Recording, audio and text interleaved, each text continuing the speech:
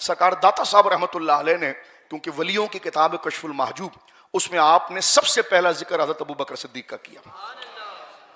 حضرت ابو بکر کے زہد پر کیا جملہ کہتے ہیں میرے بھائی ذرا جلدی سے سن لیں. حضرت ابو بکر صدیق کے بارے میں داتا صاحب لکھتے ہیں کہ حضرت ابو بکر ایک دعا کرتے تھے. دعا کتنی جامع ذرا دیکھیے.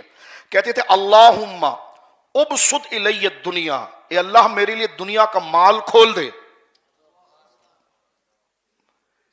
یہ نہیں کہ دنیا نہ دے، فرما دے. یہ زہد کے خلاف نہیں ہے.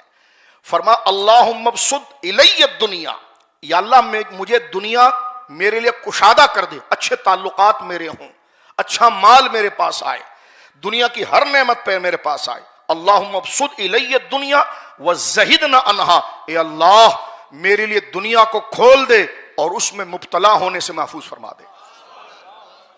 داتا صاحب کہتے ہیں اتنی زبردست یہ دعا ہے.